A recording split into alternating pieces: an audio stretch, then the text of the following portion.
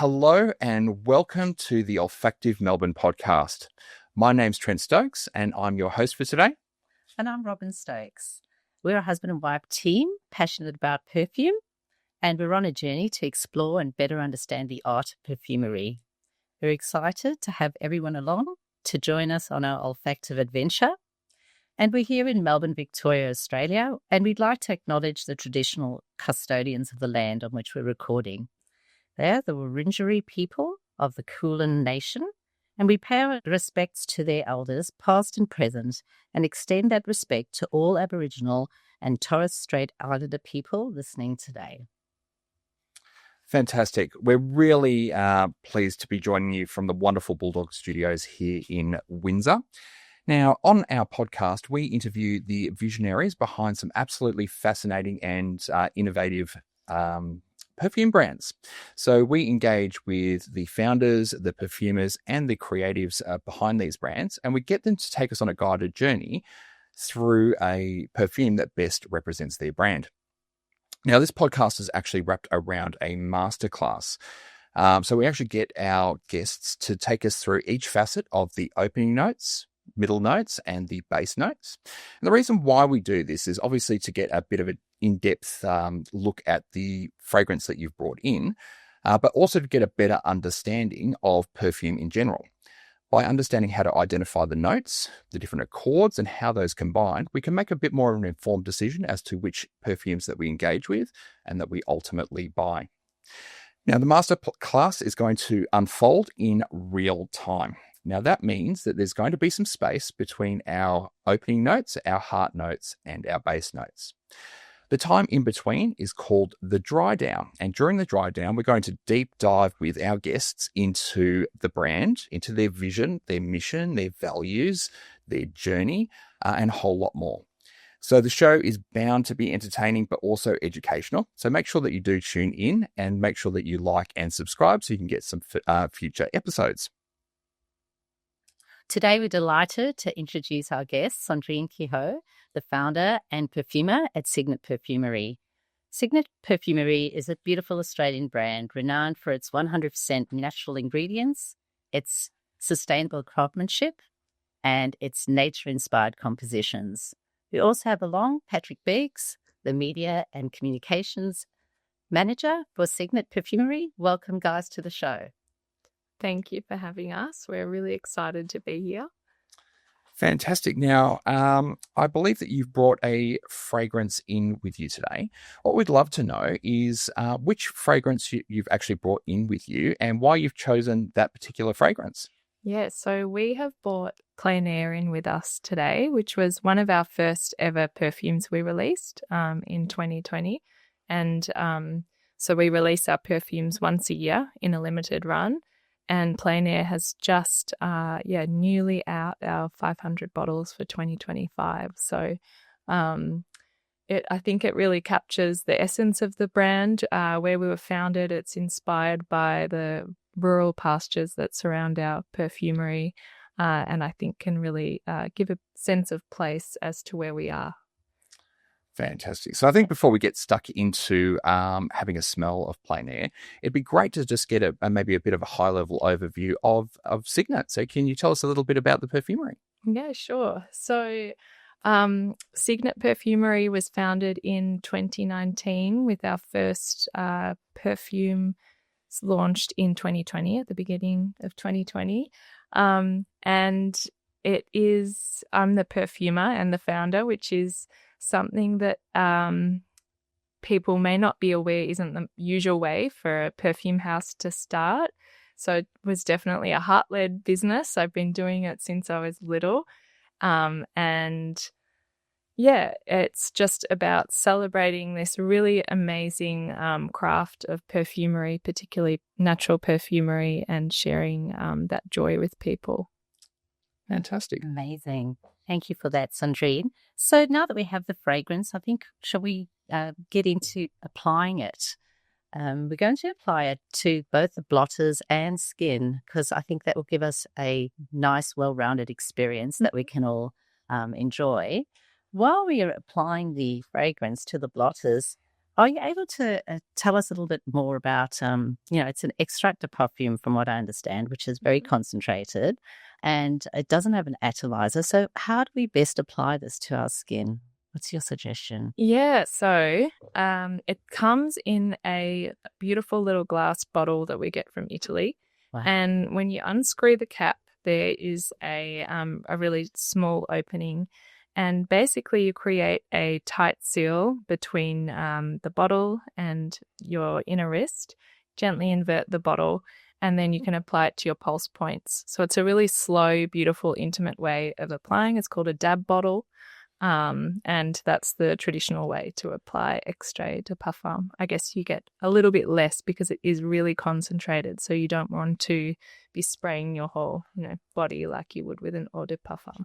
Fantastic. I love that there's a bit of ceremony around putting it on rather than just sort of spraying it all over yourself. So how about we start the application process? We'll put it on. We've actually already pre-done a couple of blotters here. So how about we start applying it to our skin? Beautiful. While we're going through this process, I think what would be really great for our listeners is to maybe just get a bit of an understanding as to what the inspiration was around calling this particular perfume Plein Air. Yeah, that's a great question. So plein air is as I'm sure most listeners know, a style of painting where you're on site and you're painting what you see. And I think it really brings to mind kind of the landscape that I was trying to capture with plein air. Like if you imagine someone painting plein air, you kind of see them, or on plein air as the long version. You see them in a field. Maybe it's a beautiful summery day. The weather's good because you're painting outside. This is a summer-inspired fragrance. And just, beautiful rolling hills, tall summer grass. And I think that name really brings that to life. Oh, that is absolutely wonderful. Yeah, gorgeous. So now we're pretty much ready. We've applied the fragrance and we're going to investigate and explore the top notes. Yeah, so before we get Sondrine to maybe talk us through those opening notes, I think it would be good just for our listeners who may be a little bit new to perfumery to get an understanding of how perfumes are traditionally constructed. So if we think about perfume in a pyramid, we've got our opening notes that sit at the very top of that pyramid. We've got our heart notes that sit in the middle, and at the very bottom of that pyramid, we have our base notes. So traditionally with our opening notes, they tend to be made of slightly lighter materials that surface immediately in the perfume. And it gives us a bit of a sense of what the perfume's going to be about, sort of a tantalizing introduction to the heart notes and the base notes that are yet to unfold. So this is how it's traditionally constructed. Now, that's not in every single case, and there's certainly some more sort of linear fragrances out there. But when we talk about opening, heart, and base notes, this is the way it's constructed. So we're going to start by investigating the opening notes. We're by no means experts, so we're going to lean on you a bit here, Sondrine, to talk us through what we're actually smelling here. Yeah, sure. So the opening notes of plein air, we have beautiful elderflower, and geranium bourbon and bergamot. So you get a really fresh opening, and that comes from the lavender, which is really, the bergamot supports the lavender in that freshness. And the elderflower has a beautiful honeyed opening. Elderflower is also slightly anisic, but in this perfume I wasn't pushing that facet of elderflower. I more wanted the honeyed facet. It has a beautiful grassy undertone that really complements this perfume with the new Monet Accord. It has, similarities to kind of beeswax. It's a very nostalgic smell. I think a lot of us have childhood memories of being around elderflower, or having elderflower cordial is probably something that most people can bring to mind. Yeah, so what do you all smell? I'm curious to hear. It's quite an interesting one because I've got to say elderflower is not a flower that I can ever recall smelling in nature. So I've never just stumbled across an elderflower and smelt it, and then I don't have that sort of memory recall. But you're very right. I have tasted elderflower before, and I can make that association between what I've tasted and what I'm sort of smelling here in the fragrance. So I've probably tasted this most recently, maybe in a champagne where they actually drop the elderflower in there. I've had it in sort of a combination of maybe ciders, but never really sort of standalone. So I am really starting to get that pushing out in that opening note. What about yourself, Robin? Well, I can smell, now that you've mentioned it, I can smell a bit of the honeyed sort of smell, and also the lavender is sort of coming through for me on my skin. So if the lavender that you use, is it sort of the normal garden variety that we would be used to, or is it something different? Yeah, so the lavender is a beautiful alpine lavender. It's one of my favorite essential oils of lavender, actually from a New South Wales distillery in the Highlands there. So it's an alpine lavender, which means that the essential oil that you produce, because it's grown at high altitudes, it has a different kind of balance of the chemical constituents. So basically, the chemicals that make it smell a certain way are impacted by the landscape it's grown, which is something that I'm really all about with the seasonal releases. And so it's really high in linalool acetate and linalool lavender, which give it fresh scent that we all know. Yeah. And I just smell memories of Sondrine testing this out of me nonstop. It's just been, and also just the studio when the perfumery's up in action and the organs working. Sondrine's so busy testing all different smells and different versions of as it comes to fruition. And this has been reimagined, so this is different to, say, the last release, the 2024. So this is really nice to smell. It brings a lot of memories, which I think Cygnet Perfumery really does well, is sort of play on that memory piece. And different people, I think, when you smell it on yourself and smell it on each other, can smell it different because it wears very differently. And that's something that's so beautiful, I think, with memory and scent, and something that does really well with this perfume. I think that's a really good one to note here, because I'm alternating here between the blotter and my skin, and I'm actually getting a slightly different smell. So I think there's just certain notes that are coming forward a little bit more on my skin. I guess it's probably based on my skin chemistry, maybe it's based on my body heat, but a little bit different to the blotter. Is that a fairly common experience? Yeah, you're exactly right, and I think that it's maybe not known as much as it should be, because our first go-to, which is important, you don't want to put something on your skin that you really don't like, so try it out on the blotter, but it will smell completely differently on your skin.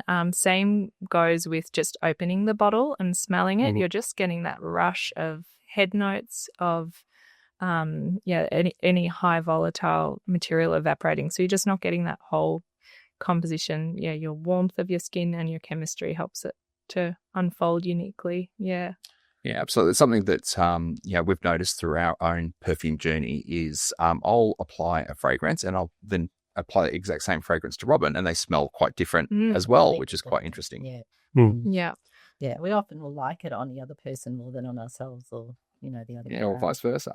Yeah. Fantastic. So just before we leave the opening here, you mentioned another note, which is the geranium bourbon. Now, this is absolutely not a note that I am familiar with whatsoever. You did describe it a little bit earlier, but let's just deep dive into it a little bit more. So for people who are listening and people who are watching on YouTube, what might you liken geranium bourbon to that you might be able to identify maybe in your everyday life?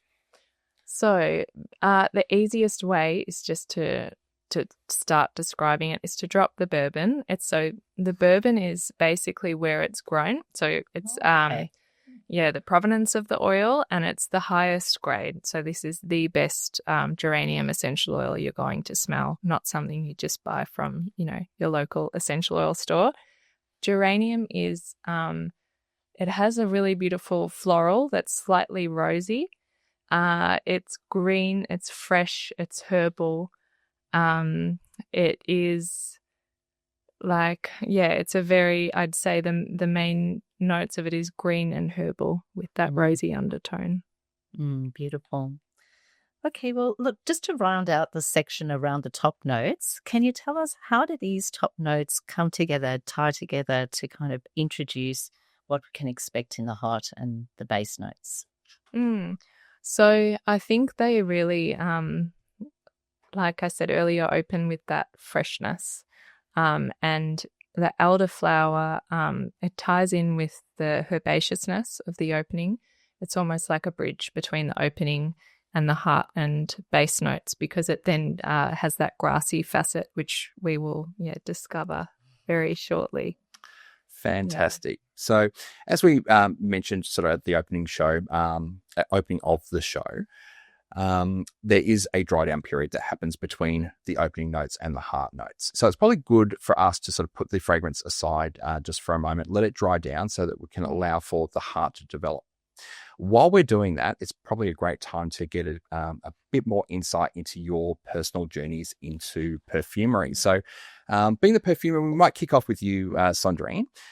You mentioned that you have been fascinated with perfumery since you were a little girl. Do you want to sort of take us back and take us on that journey for how you got inspired to get into perfume and what made you decide to want to be a perfumer? Yeah, sure. I think I started like most kids do, just with an interest in making perfumes from the garden, crushing up plants and destroying your mum's beautiful prized roses.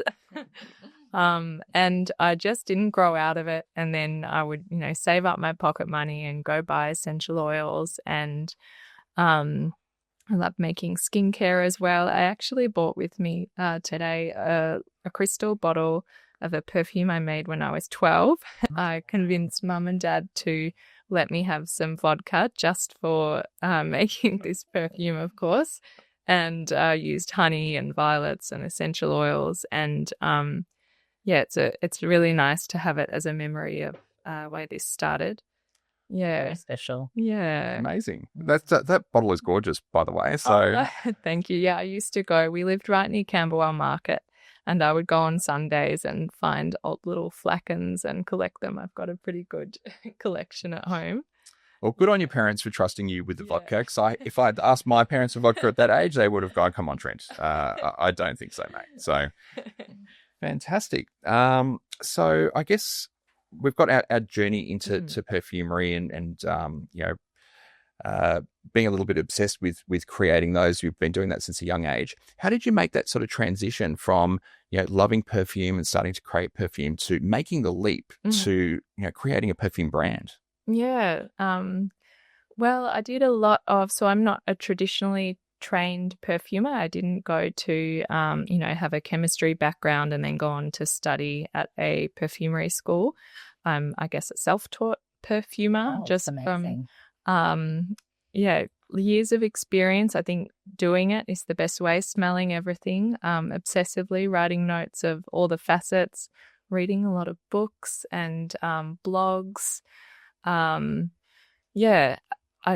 Just basically read a lot and then finished high school and was sure that I was going to open up a perfumery in the year out of high school. And then I ended up actually studying midwifery. I fell head over heels with the birth world and supporting people in that journey. And it wasn't until I had my own daughter that I ended up founding Cygnet Perfumery. So it was something that was inevitably going to happen. It was just finding that right timing. Yeah. And was it something that you just always wanted to do, or did you see a bit of a gap in the market there that you were trying to fill? What really sort of inspired that sort of leap into starting the brand? Yeah, I think it was really just a heart-led business. I had no business skills, to be honest. Pat, who's my life partner, my partner in crime and now partner in business, he is really wonderful at all of that side. So he does a lot for Cygnet Perfumery behind the scenes. It's nice to have him chat here today. It really, I didn't identify, I did all the things wrong from a business perspective. Like I didn't have a problem and a solution. But I found that actually there was a big hole in the market for this because the perfume industry is only just kind of growing in Australia. It's really exciting. It's awesome to see you guys doing this because it's really young, and I think it's an exciting time to be in Australia. And definitely with botanical perfume as well, there wasn't really anything, there weren't many brands doing that and showing people behind the scenes of how this is made, materials and perfumer focused business. So I guess we did find that it did have a spot in the market, but you might have something else to speak to that. Yeah, yes and no. Like, I think there's something really special about a business that is come from passion. I think you can feel that in a product. I know I always do when you find something and all of a sudden you look behind the label and you start to know that story a lot more. And everyone, the hot word now is authenticity, but Sondrine just has carried that since 12, and to have that passion is really beautiful. I think pretty rare for the market. And my role's just always been just how to support that and how to speak and let people be introduced and how that's going to work. I think it's really beautiful what you two are doing here, because one thing that we've always come up in the market is that educational piece around what this perfume is and what a perfume can be, because in Australia it just isn't there, that knowledge. But it's starting to get there with the rate of the way that we consume and where we consume. And I think everyone, especially in Melbourne, loves, the hidden coffee corner, but now it's the hidden perfumery, or, it's something new. And I think that's something, but it's been around forever.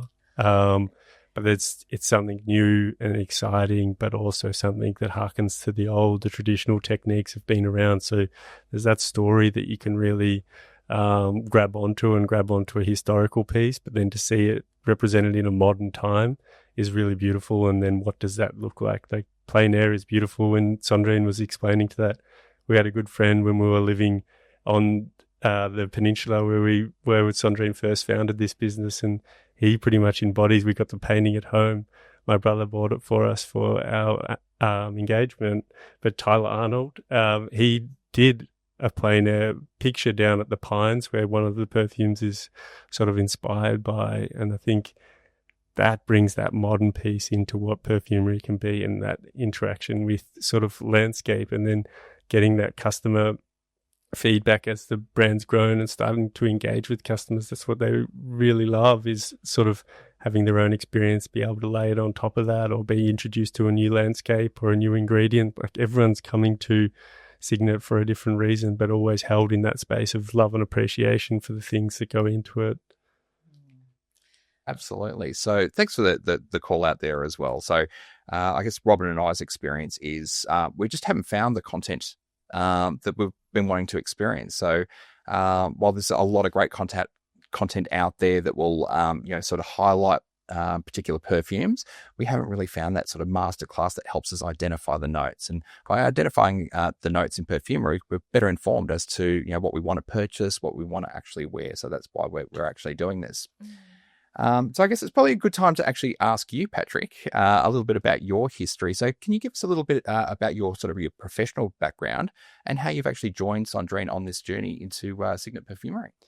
Yeah, no, thank you. By default, Sondrine and I fell in love, and I've just always been on the journey to support Swan. She's just got such an innate passion for this. And when we fell pregnant, it really came to the fore. I think a lot of women who have fallen pregnant, their sense of smell gets really strong, and that was a beautiful time. But Swan, ever since I've known her, has always been, picking flowers, experimenting, playing, making perfumes, all sorts. Like, I've still got ointments back when we first met I was getting bitten to shreds one summer, and she, as my birthday present, had made an own ointment to get rid of the itch, but then also to ward away those mosquitoes or whatever. And it was so beautiful. She'd put a lot of work and love into that. And so Swan has been definitely my into understanding what scent can be and what it can represent to everyone. Sort of scent almost as an art. I didn't really understand that scent is sort of very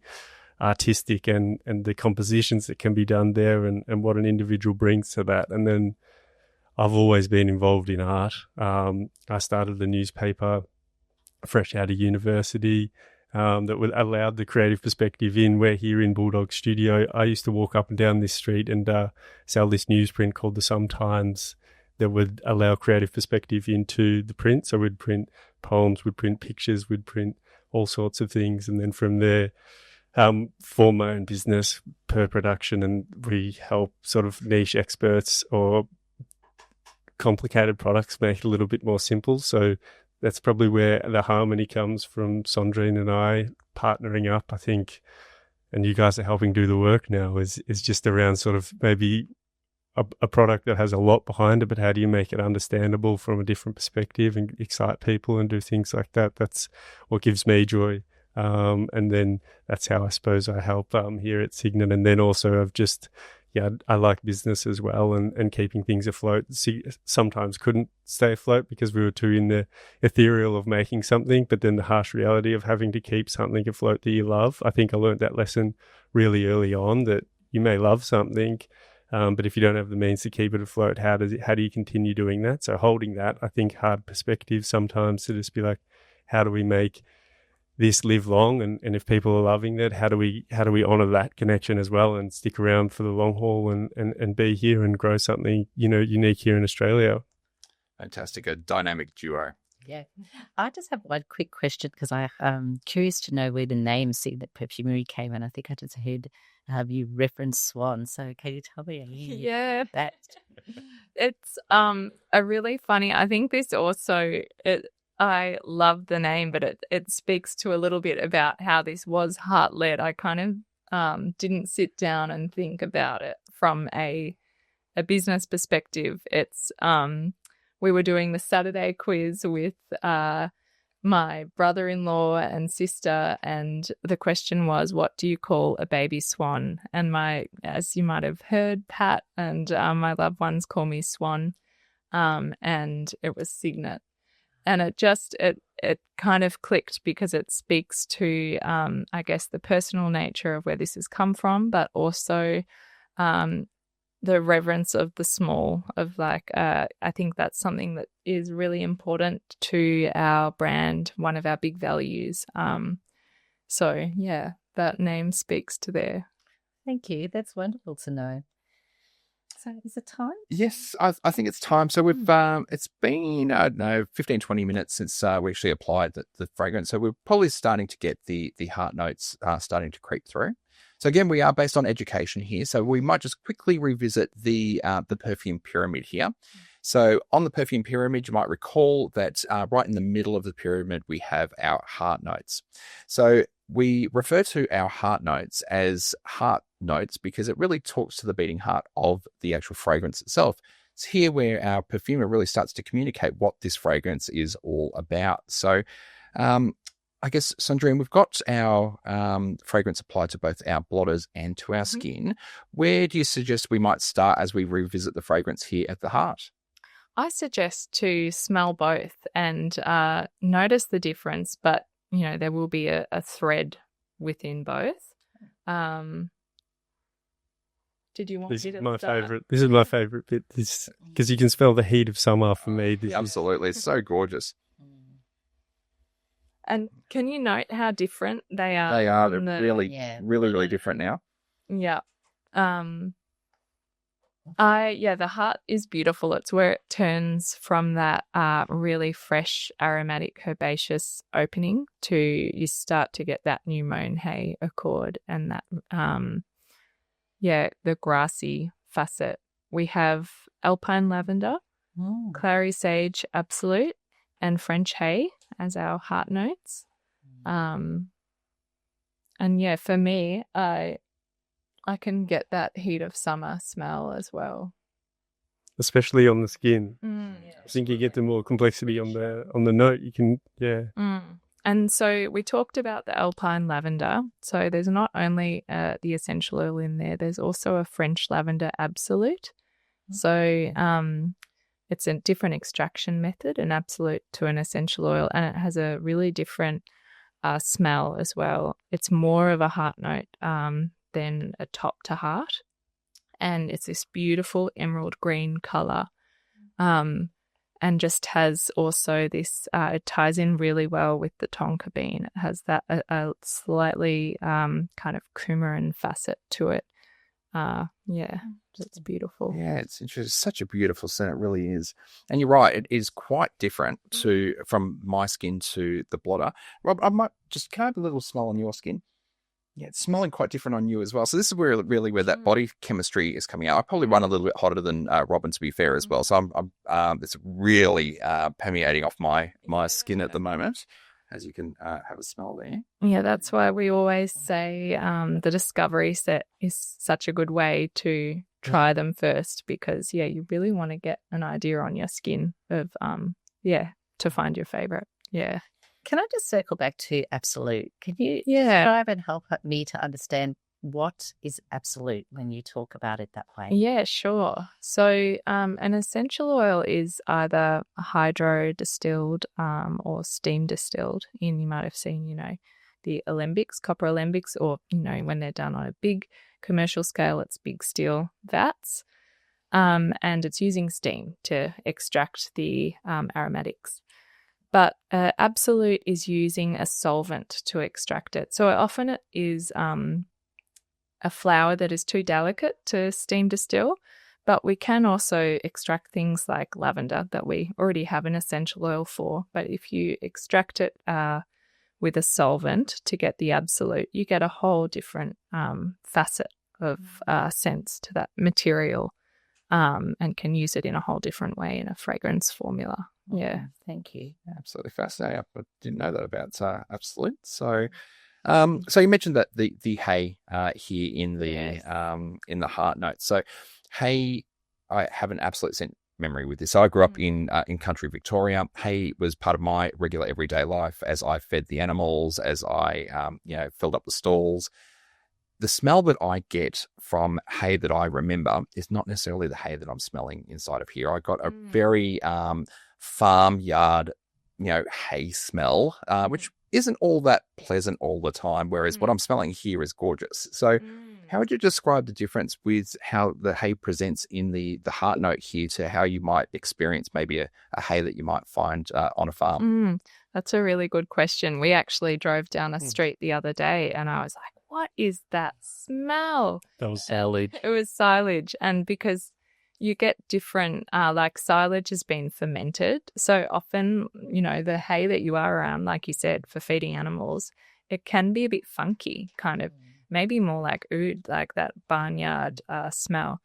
But for me, it's like new mown hay. It's when the tractor's out in the field cutting the hay, and grass releases a chemical called coumarin. And that chemical is what is in hay absolute.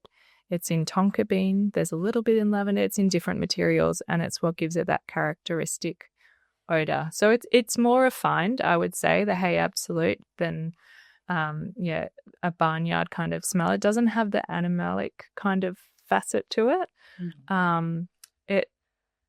It can even have a kind of like gourmand facet, that's what I'm detecting there. It's sort of almost sweet. It's it's more of a delicious smell. Totally. Yes, you look at hay a bit different. You're like, maybe I could eat a bit of that. Yeah. Absolutely. Certainly the hay I grew up with, you didn't want to touch.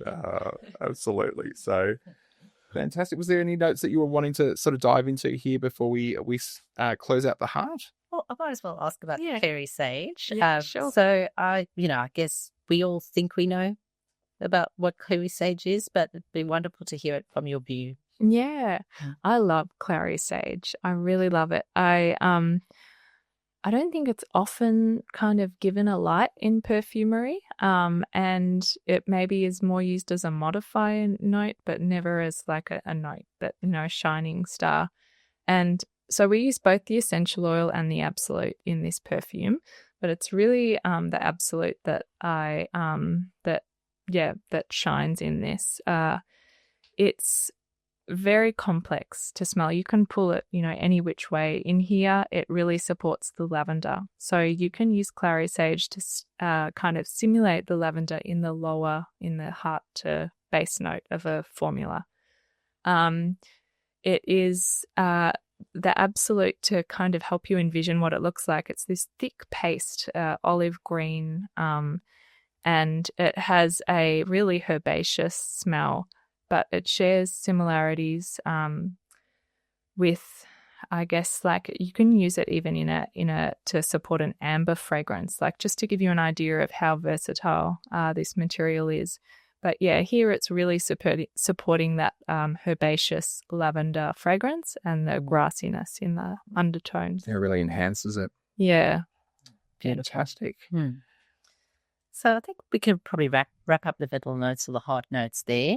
If you could just tell us overall, how do these notes tie together to kind of bring out the characteristic and the personality of plein air that you were seeking? Yeah, sure. I think Pat really summed it up well when he first smelt it, that it really, you start to smell that hot summer smell.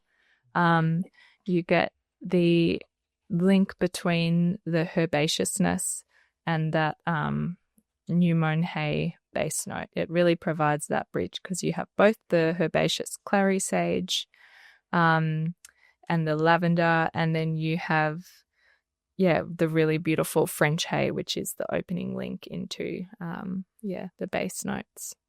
Perfect day for it today. Oh, absolutely. It's a really hot day in Melbourne. The sun is really shining, so it'll definitely be projecting a bit once we get outside. Yeah. Although this room is very much filled with plein air at the moment. It smells absolutely lovely. So thank you for the description of the heart notes here. So next, we're going to be moving on to the base notes. Now, it does take a while for base notes to actually appear, which means that we have a little bit of time to actually maybe explore the range a little bit more. So I believe that you've brought some of the other fragrances from the range in with you today. I did, yeah. I bought our Discovery set, so it's got all 6 of our current collection. Yeah. Fantastic. So, we might hand it over to you to let us know where you'd like to start. Yeah, sure. Should we open it up? All right. I have the sound it over. Yeah. And one other thing with plein air was it was one of Sondrine's first perfumes that's in the Discovery set.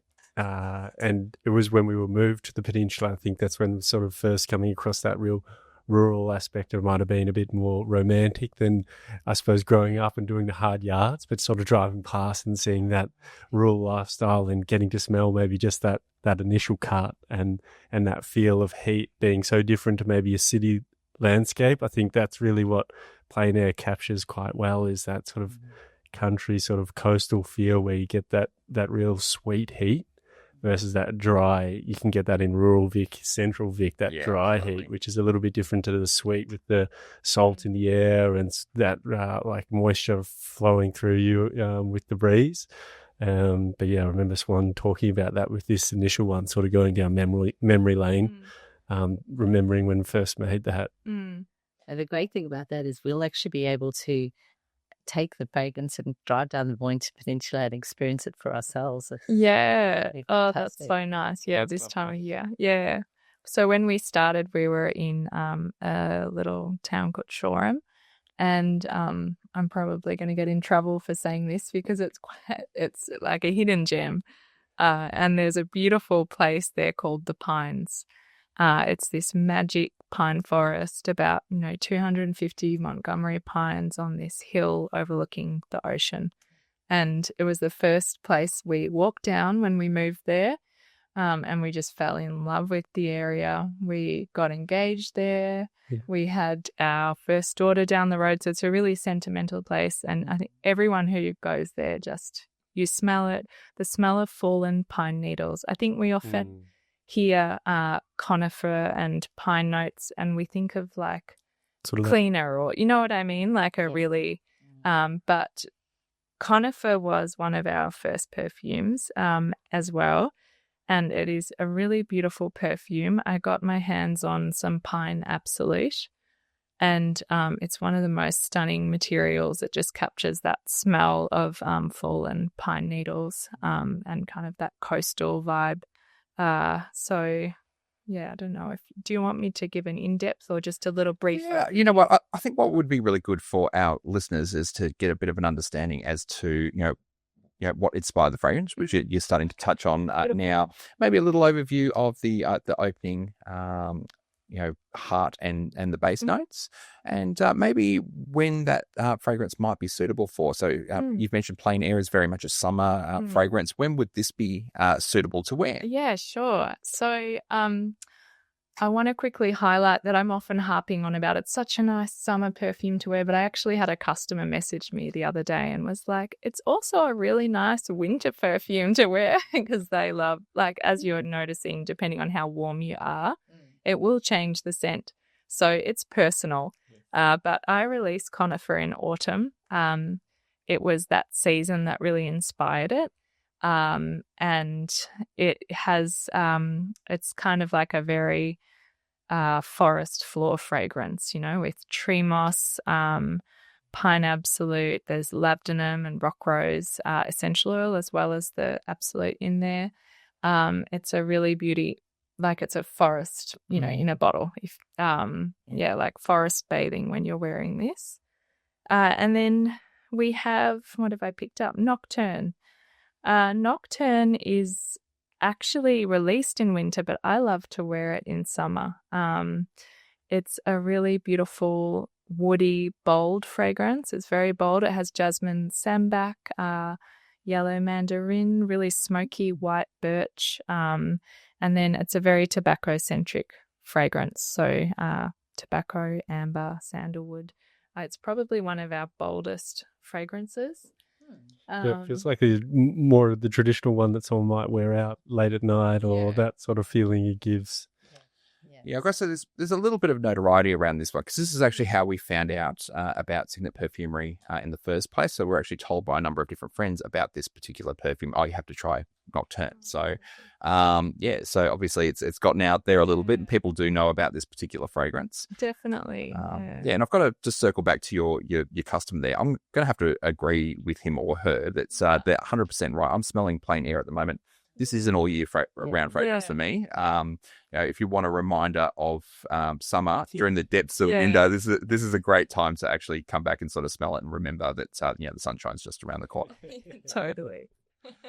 Fantastic. All right. So what is the next fragrance that we have? So we have Vigneron, and Vigneron is my personal favorite. And I know I shouldn't have favorites. And when a new release comes out, I fall in love with it, and that's my favorite as well. But Vigneron has, it's all built around a rose heart, and I have a deep love for rose. It has 3 different rose extracts in it. It was inspired by a bouquet of roses that Patty gifted me from a local vineyard, and it's created to tell that whole story about. Obviously, the Mornington Peninsula is big in winemaking, and so it's exploring, the grape from the vines to the bottle with beautiful kind of fruity notes, and I really explored the jammy aspect of rose with raspberry leaf absolute, and then it has a really musky, woody base with oak that we make in-house, along with a rose tincture, and oak ambrette, which is a beautiful musk but of plant origin, and aged patchouli. Wow, that sounds amazing. I love rose. So just in terms of the sourcing of the roses, you mentioned that you get it from the Mornington Peninsula, or how does the impact on the sourcing? Yeah, so it started there, and then recently we moved to South Gippsland. So we've been there for about a year now, and all the roses come from our garden. We're on 3 acres there, and that's the big dream and plan is to start growing a lot more of which you'll see now on the label. It's a big change. We're in a big transition, so we've just been switching our labels over, which we're so excited about. Congratulations! That's fantastic. That's amazing. So you're growing it all yourself on your for the roses, and the plan is to grow a lot. Extend that across. Yeah, but no, I have a love of sourcing and having relationships with where those ingredients come from, and obviously you can't grow everything in South Gippsland climate, so.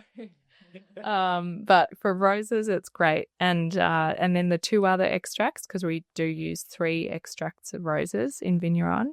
One is a really beautiful rose and leaf absolute. So usually, you just use the flower, but this one also has the leaves in it, and it is my favorite rose material from Bulgaria. Oh, cool. Yeah. Oh, fantastic. Yeah. Wonderful. So what's the next fragrance that we're going to be having a look at? So after that, let's have a look at Primaveral, which is our floral fragrance in the collection, released in spring. And it really, I think if there's one perfume that is seasonal, a great time to wear it is spring. It smells of pollen, like nectar, honey. It is really inspired by I guess that regeneration of everything awakening up. It has a beautiful beeswax absolute in it that I use in a honeycomb accord. Lots of rare flowers like pink lotus and wattle, or as it's known in perfumery, mimosa, and linden blossom, which I love, as you might know, with the old plein air. Yeah. And an orris butter, which is just, a gorgeous material. Yeah. Did you know that wattle was referred to as mimosa? It's something new there, yeah. Yeah, and you do get different kinds as well, so it's not all just the one kind of, different, kinds of mimosa. So it's very much a spring type fragrance where you mentioned the awakening of all the flowers, the regeneration. So it's a bit of a spring fragrance, which would obviously carry you through to that sort of summertime as well. Yeah, it does. Yeah. I love to put it on just as spring starts, because we're true Victorians here, and spring just shows its head and then disappears pretty quick usually, and we head back into what feels like the depths of winter. Absolutely. But this can carry you through a little bit and be like, it's coming. It's coming. Hold on, we're almost there. And it is, you do get like the first sign of spring is that flush of wattle, isn't it? The yellow flush of wattle. That's probably the most prominent note in Primaveral. Yeah. Fantastic. Awesome. All right. So have we got any more we're going to be covering off today? So, let's have a look. Oh, this beautiful antiquarian. It's one of our best sellers, antiquarian, and it sells out really quickly. And always have a lot of disappointed customers for a good half of the year when it's out of stock. It's really spicy. It's exploring vanilla, so the woody, the spicy, and that vanilla sweet aspect of it. But I wouldn't say it's a sweet perfume. Often when you get a vanilla perfume, they can be quite sickly sweet, I guess. It has beautiful cardamom and saffron in the opening, and bergamot, so it's really bright and uplifting. And then the heart is really woody with cedarwood. The base, the vanilla that I get is grown organically in Queensland, and I tincture it, and that has to age for 6 months prior to being added into the perfume, which is aged for another 6 months. So it's a long process, antiquarian. I love the name, by the way. It's absolutely fantastic. So it's probably a good segue here. So you did mention that it sells out really quickly, and your customers have to go on a wait list and sort of wait to get the next batch. So can you give us a little bit of insight as to what the decision is around making your perfumes, sort of small batch, quite limited in quantity? Is there a reason that sort of drives that sort of limited availability? Yeah, definitely. There are a few reasons. To begin with, they're very involved to make. They're not just a quick mix it together and refill situation, as you just heard. And I really wanted to, I guess, foster more of a mindful consumer. I think that a lot of things are overproduced, mass-made, that isn't necessarily respectful to the ingredients that we're working with. These are really, precious materials, and the way they change from the soil they're grown in to what the climate was doing that year really affects their smell. And I think that's something we're not really aware of as a consumer. So I wanted to really highlight that, a bit like with winemaking. Just smelling that variation, because there is perfection in imperfection. We're not just producing this juice that smells exactly the same from batch to batch. I really want to highlight the beauty of change through that. And of variance. And then I suppose it was a business decision in a lot of ways. A lot of these ingredients are very expensive, so from a business point of view, you have to balance like how much you can actually put on the table and make sure that it can be consumed, because you just won't be able to continue the next year. So to be able to match that with the quality of ingredient that goes in here is also another angle that sits there with these types of perfumes. And variance is huge, and I think it's a beauty that people who come back year after year start to appreciate and feel that change, and it plays on that winemaking inspiration. Each year is a little bit different, each vintage. Use vintage for a little while as a term, and starting to experiment with what that may mean on a perfume front, just coming year after year, and what that means for individuals as they wear it may change. Yeah, I absolutely love that. I think it's a very much a sort of a designer fragrance thing to make sure it's just the same all the time, and I think it really makes it quite unique that each year you might get a bit of variation in the fragrance. So, Patrick, just maybe a bit of a question for you. We've covered a lot of information here with all of these different fragrances. So there is a fragrance for every occasion. There's a fragrance for every season. There's a fragrance for every person out there. As the media and communications manager, how do you communicate this to the public in terms of your social media channels and the variety of different communication channels that you've got available to you? Yeah, I think it's really just Sondrine does a lot of this, but it's just letting people know, like pulling the curtain down. I think that's what's something so unique about Cygnet and the way Sondrine operates, is that it is perfume found and led. And then so the opportunity there is to welcome people in and understand that process. And then from there, I think people start to know what Cygnet is and then what the different perfumes are. And I think the real connection here is the connection to ingredients, as Sondrine's just explained how hands-on she is in terms of making these. These come into, touching the raw ingredients to then going into a tincture to then going into a perfume. I think that's a really key piece to understand for a consumer to feel that connection. It's I think luxury is moving to a different time now and a different thing. And I think it is very luxurious to have beautiful ingredients put together in a harmonious point of view. Like a lot of people are heading towards farm gates. A lot of people are wanting to understand flowers. Beauty is very different now. And I think explaining that in a perfume through images is something a lot of people are looking for, and connecting with Cygnet. And one thing that I think we're learning as that feedback loop comes through as we tell the story is that a lot of people are coming towards Cygnet from a perspective that they haven't ever found a home with perfume. A lot of people who find their place with Cygnet is people who've always maybe felt a little bit ostracized from the perfume industry here in Australia, because a perfume can be quite loud, can be quite obnoxious. They can own a room. Whereas I think Cygnet really owns itself, owns, how you want to wear it. It's quite soft, but if you want it to be loud, it can. And I think that's how the brand communicates itself, and I think it speaks volumes to who Sondrine is, and it sort of comes through the work that she puts out there. And it's just sort of how do you support that and tell that story? And I think that's through ingredients, through pulling the curtain down, and then just telling the story that's there. There's not the challenge is pretty simple there. Yeah. Fantastic. I'm just going to check my little timer here.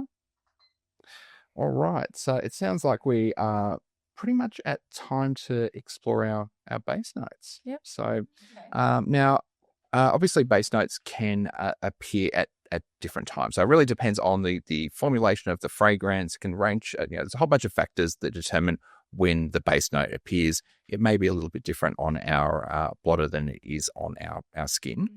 But again, we are an educational podcast, so we're just going to revisit our perfume pyramid again and just sort of explain what a base note is. And I'm doing my best here as an amateur, and feel free to correct me here, Sondrine. But so with our base notes, they obviously sit at the bottom of our pyramid. And when we represent those on the pyramid, they're the largest component of that pyramid. And that's because that's really what we're left with. This is the part of the fragrance that stays with us for a long period of time. So again, depending on the composition of a fragrance, the fragrance can last for a couple of hours, or it can even last for 14 or 16 hours. It really just depends on the fragrance. It depends on how it interacts with your skin. But it's really what is left over after the opening fragrance, the opening note, I should say, and the heart notes start to dissipate. Would that be a sort of an accurate description of what a base note would be? Yeah, not an amateur at all. You nailed it. Yeah. Thank you very much. So I guess where I am a bit of an amateur is, sort of describing what those notes are. So just before we do get stuck into a bit of description of what the base notes are, we've sort of touched as we've gone through the various different fragrances within the range, how long these fragrances might sort of last and when they're appropriate. For Plein Air, you mentioned that it's a summer fragrance, but we had a bit of a discussion around it potentially being all year round. How long can we expect Plein Air to sort of last on the skin?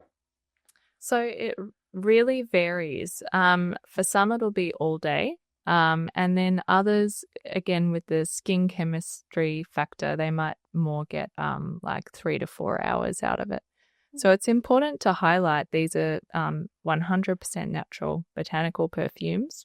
So their longevity is different to a fragrance made with synthetic aroma molecules as well. Yeah. But on the scent strip, it'll last days. But then with the heat of your body, I would say on average, you should get around 6 hours of wear of a natural perfume. Yeah. So you're getting all day. Yeah. That's pretty good. Yeah. Okay, well, let's talk about these notes. I'm just having a smell now again. Can I have a smell on your skin? Mm. This is smelling quite different on your skin. Now smell this. Mm. Yeah, it's really presenting quite differently on our skin. So obviously, interesting. Yeah, it really is the Sweet skin. tone, I think, on mine. I think it is. Yeah. That honey smell is definitely. And I know you said you run a bit warm, which might mean that you're further along in. So it's all about volatility, and that's what creates the top heart base notes is how volatile they are, how quickly they'll evaporate off your skin. So if you're running a bit warm, you might be kind of further along in the base notes than someone who's running a bit cooler. And so you're still getting the sweetness, maybe a little bit of the heart note. Yeah. So Robin's coming up behind me here with the scents. Fantastic. Oh, well, let's dive into the base notes. What are we actually smelling here? So the base notes we have tonka bean, vetiver, and oak moss. So I don't think I mentioned Plein Air is a fougere fragrance, which is a fragrance family that's really centered around oak moss, coumarin, which is what is in tonka bean, and often geranium and vetiver, and lavender is the really important one. So with the base notes, we get that really strong coumarin, pneumone, hay note from the tonka bean. And tonka bean is also a little bit sweet, and it can have a kind of vanilla facet to it, and which I know you noted before, the sweetness. And then the vetiver is a beautiful Haitian vetiver. It's got that earthiness to it, that depth. And the oak moss brings a real kind of undergrowth facet to it. So fougere means fern in French. And I also use notes which used to be listed, like patchouli. I know that we had a chat about patchouli in plein air earlier. Absolutely. Yeah, so that is now more of a support note of the oak moss. Patchouli has this beautiful kind of undergrowth mossy facet to it that we've used to push the oak moss. So for me, the dry down it's earthy. There's still a little bit of sweetness of that hay, but it has to me like a really dry facet to it. Like there's a little bit of woodiness coming through from the vetiver, and then the tonka bean as well still has that sweet, slightly almost vanilla facet to it. Yeah. What are you getting off on your skin there? Because I noticed it was still a bit sweet on your skin. It's still a little bit sweet, but I also get the hay. Now that I know that it's hay, I can recognize it better. And then I think perhaps I'm getting what I think is oak moss, from how you've described it. But I guess I want to ask, like, does the oak moss help with longevity? I think I've read that along It does. Yeah, it has great fixative qualities. A lot of the base notes do have that fixative qualities, so they'll help give that longevity to the fragrance.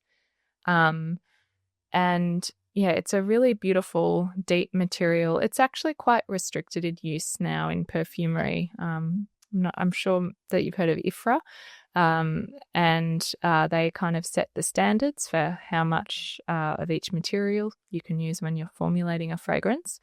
And some essential oils can be kind of cause you to be sensitive to the sun. Well, you've probably heard of that, like bergamot. So, yeah, we follow IFRA standards to make sure that our perfumes are, safe for the consumer. And so with oak moss, it's such a beautiful material. It was used a lot in a lot of vintage perfumes. So I think whilst ours are modern interpretations, there's definitely they've got quite a vintage appeal, a lot of the fragrances. Yeah. I mean, the vetiver is really coming through for me. I'm not sure whether it's because I'm just really dialed into vetiver. It's one of my favorite notes within perfumery, but it's really standing out to me. I absolutely love it. What was the decision around including vetiver? Was it to get that sort of longevity out of the fragrance, or? It was a little bit, but to be honest, it was more because I love vetiver in a fougere.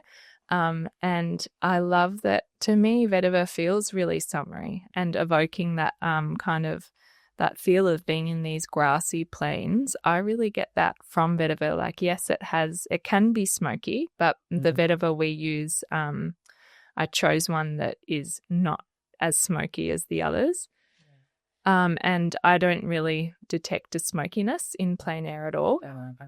But it gives it a slight woodiness, and it, to me, evokes this, it complements the sweetness, the dryness, it has all of the, the beautiful varying facets in plein air. And, I think just really complements the other notes beautifully. Yeah, it's one of those notes that we always can share. The fragrances. Can you? Yeah, beautiful. Yeah, we tend to both love. Yeah, it smells great on both of our skins, I think. Yeah. So, yeah. Now you did touch on earlier that the formulation has changed between the previous formulation of plein air and the one that we're smelling today. What was the decision around making those changes? Yeah, sure. So this is the 5th batch of plein air and the first time we've ever reformulated, or I've ever reformulated plein air. And there were a few factors behind the decision. One was that perfumes generally are having to, you often have a favorite that's then reformulated. Sometimes it can be not for the better. You might have loved that old one and they've changed something for whatever reason. Often it's because IFRA is kind of constantly updating their legislations with how much of a particular ingredient. They review it every year. And so partly it was to do with that. And then I just took it as an opportunity rather than just, altering that one material to reimagine it, because I had this really beautiful elderflower CO2, as well as an elderflower tincture I had made from Tasmanian elderflower that I'd been squirreling away for a couple of years waiting to do something with. And it just clicked because it shares that honeyed facet of linden blossom, which was the old opening note in plein air. It has that floral honeyed aspect, but it actually worked better with plein air because it had also the herbaceousness and grassiness that the heart and base of plein air really shows. Yeah. Fantastic. Thank you for that. I think just to round out or wrap up the section on base notes, if you could just tell us, how do these base notes combine to really tell us what plein air's story is? Yeah, sure. So I think they really cap the fragrance off. They're really different to the top notes. So plein air takes you on a real journey because the base isn't fresh at all, but you have that really aromatic, fresh top notes. Even in the heart notes, you still have that aromatic freshness.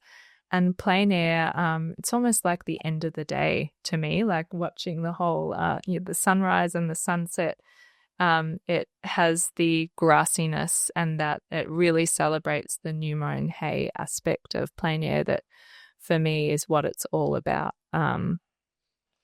Yeah. Thank you. Just a beautiful fragrance. I am a huge fan, I've got to say. I think you'd agree. So very nice.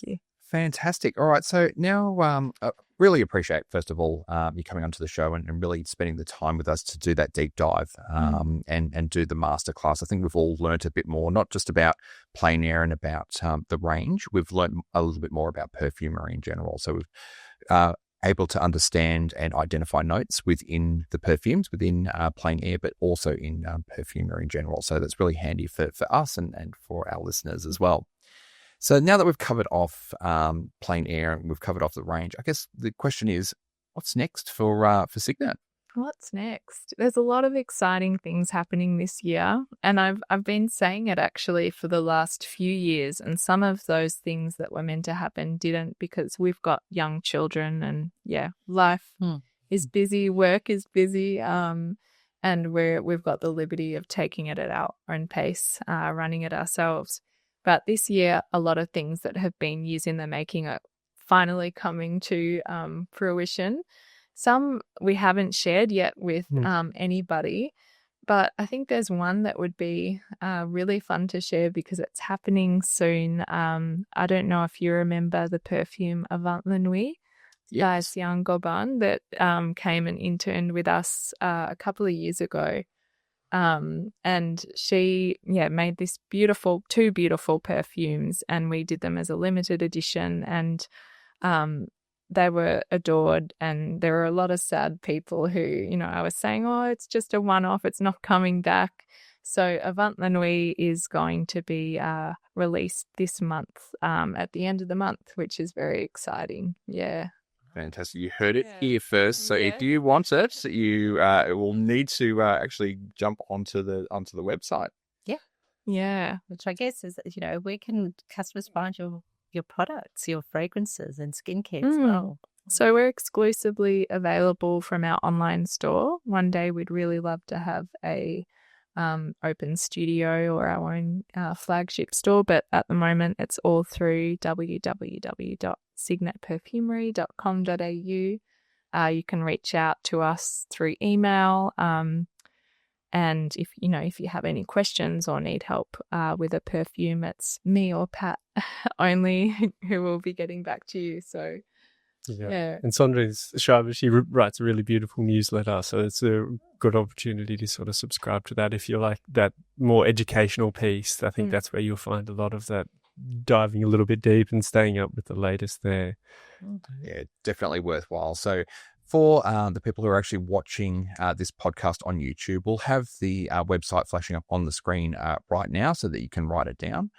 If you're listening to us on Apple Podcasts or you're listening to us on Spotify, we'll embed the website details in the description so that you can get hold of it What we're also going to do now is on your screen, you'll see a QR code.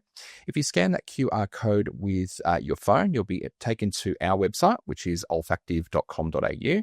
And we'll make sure that we've got the website and all of the social media details on there as well. So you can click and follow along on Facebook, on Instagram, any channel that is relevant, along with going straight through to the website. And we would highly recommend that our viewers get hold of the Discovery Pack. It's a great way to actually discover the perfumes before making a commitment to the full bottle, just to make sure that you actually like them. But it's a great way to experience them. And you can always revisit this podcast, particularly when it comes to plein air, so you can actually follow along at home and get the same education that we've just received today. Yep. Is there anything else you'd like to share with the audience before we wrap up, guys? It's been so nice to be on the podcast. Thank you so much for having us here. And I think it's awesome to have you all listening and to be excited about educating yourself about perfumery. Educating yourself about anything is such a powerful and important thing to do. I just suggest if you're ever making a purchase, reach out, ask questions from whoever. Make sure you do the work to actually know what you're buying, and And if you ever smell anything different as you go through this, let us know. I think that's what's really fun about this and perfume is it is so personal. So like as you're listening along and you're smelling something different, that's also fine. It's a bit like drinking a wine. You might have all the floral language, but if you've got a connection to something else, you might smell it a little bit different, and love to hear that as well. I think that's part of the magic. What an absolute privilege it is to be able to actually reach out to your perfumer before you actually purchase a perfume and actually engage with it before making that commitment there. And that's probably something that you can't get from a huge international brand. And it's something that really makes Cygnet quite unique. So, and it's really a privilege to have you both on the show today. Thank you so much for traveling into Windsor, making the time to speak with us and educate us and our listeners on the perfume. Yeah, thank you from me too. It's been absolutely wonderful and I've really enjoyed it. And I feel very well educated and excited to try plein air in a few different types of climate and over time. So thanks again for everything. And thanks also to our listeners. Don't forget to like and subscribe and to join us next time for another extraordinary fragrance and the story behind it. Fantastic. Thank you so much and goodbye.